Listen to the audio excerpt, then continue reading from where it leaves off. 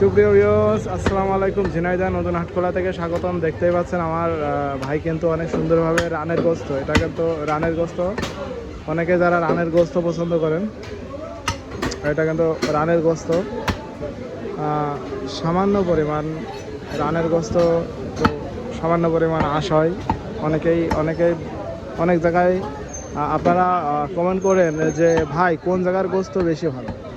ভাই আমি বলবো যে সিনার গোস্ত, গরদানের গোস্ত এবং সামনের রানের আগার গোস্ত, আর তারপরে চাপ যেগুলো আছে এগুলা।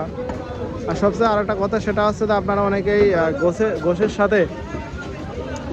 গোশের সাথে আপনারা হচ্ছে চর্বি নিতে চান না। আসলে চর্বি কিন্তু খুবই ভালো জিনিস।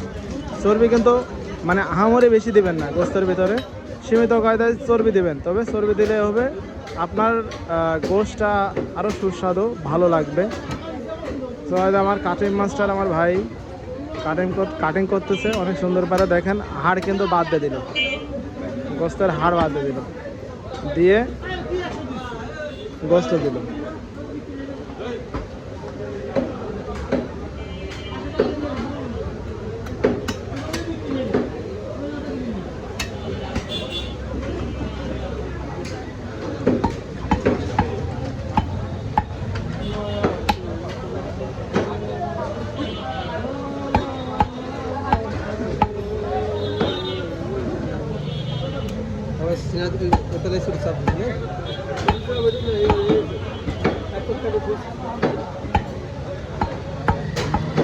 কলিটুক দিয়ে দিছে না, কলি হালকার সুর বাদ দিয়ে দিছে না।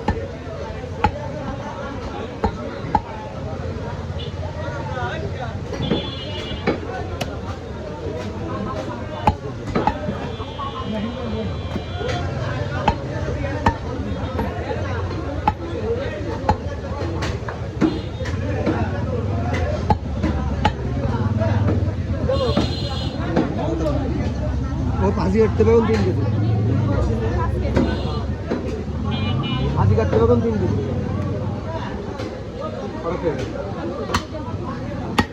এটা নিয়ে এটা আরেক বছর খাবে না আজকে বুঝুন।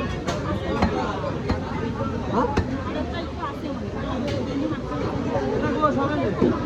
তোর যাবে না।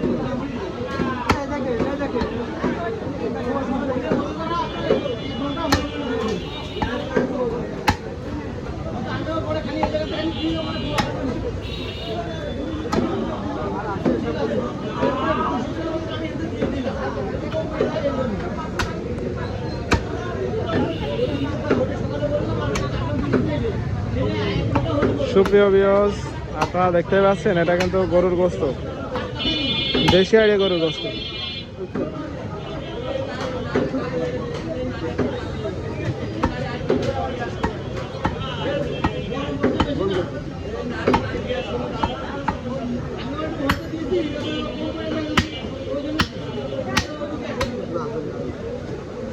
দেশি আইডিয়া গরুর গোস্ত। আরে দেবেন এখন এক কেজি মাথাটা বৃদ্ধি করে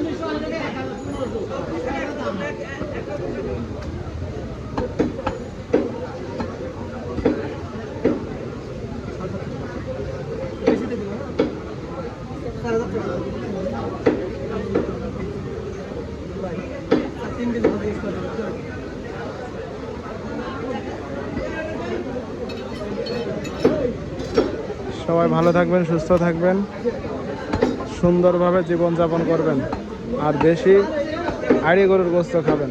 এই দেখেন গোস্ত। ভালো থাকবেন, সুস্থ থাকবেন। আসসালামু আলাইকুম।